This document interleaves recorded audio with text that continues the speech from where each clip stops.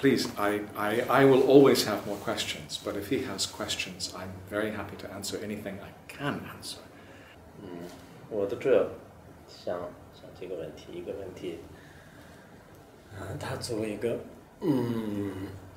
那个就是大学的这种教授，然后同时教学工作很多年了，在这个过程当中也接触佛教的这个观点还接触禅修那就我想要知道，就是他整个佛学已经学了多少年，然后整个现在的这个通过学佛，尤其是学藏传佛教的密法以后呢，对他的转变和就感受有什么样跟大家分享？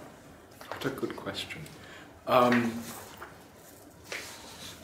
I don't know how long I've been practicing, is the honest answer.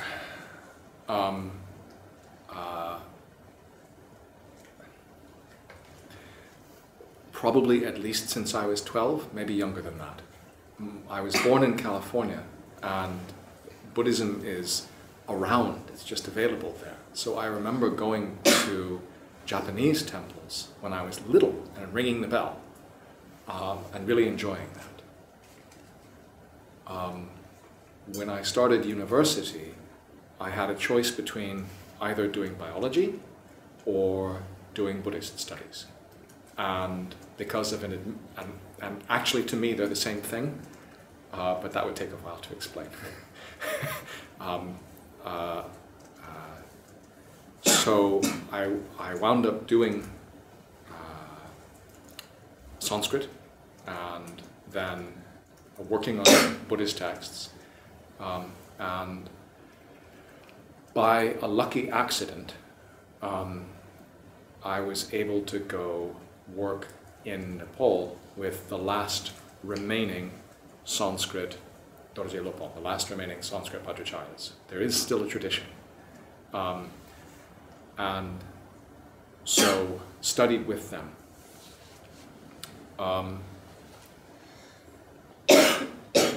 I took lower, like open public empowerments, like Avalokiteshvara empowerments then, but it was only in 2001 that I had a proper empowerment from Penno Rinpoche.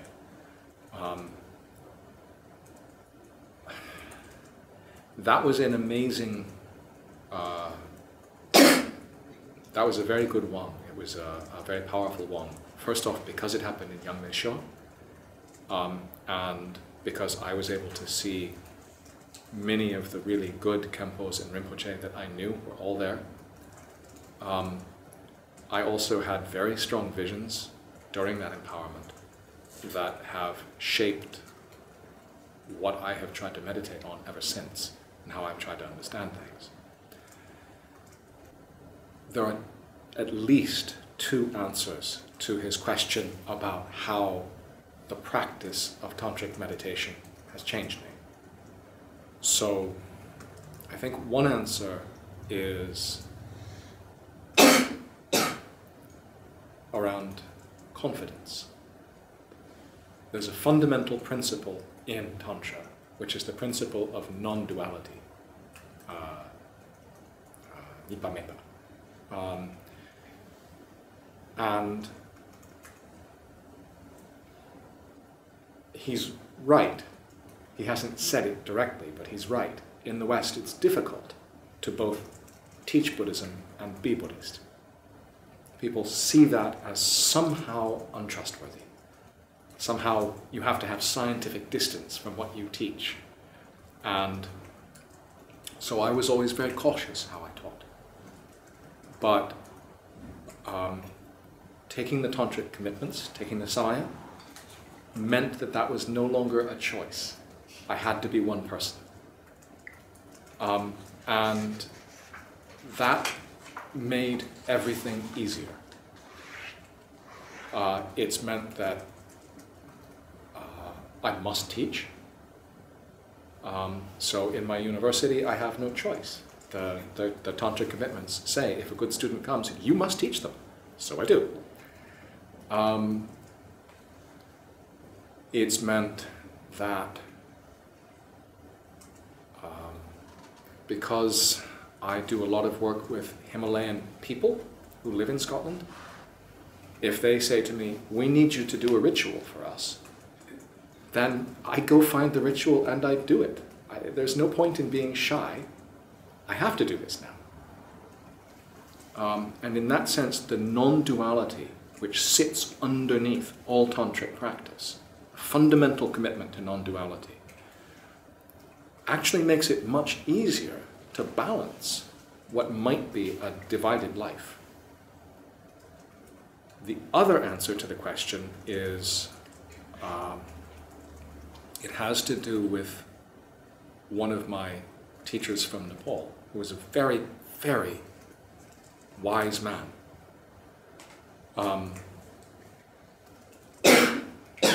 And he said that for the complete tantric empowerment to happen outside Buddhist Asia,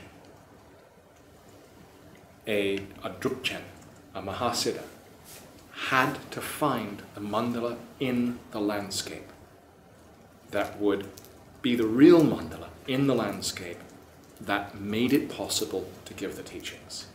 Now, this is something that's very important to that school of Buddhism. Again, it's made me think about where I live differently. So I am now very carefully studying the landscape, trying to understand where the mandala is around Scotland and how we take Scotland and make it not just someplace where there's a Buddhist center, but someplace that is Buddhist, in the sense that is meant when we talk about actually visualizing a mandala in a place. That's much more difficult and a much longer term project. But those are two answers. There are probably more. I think one other answer, now that we've got two, I'll give a third one too. If I'm a Buddhist and a professor, then one's constantly switching back and forth all the time. But if I have to do both because of the tantric commitments, the samaya, and because of the non-duality of wisdom and compassion, then recognizing the 5 poisons and transforming them becomes much, much easier. Everything you do in a classroom, in a meeting, applying for funding, traveling on trains, becomes an opportunity to transform the 5 poisons into nectar.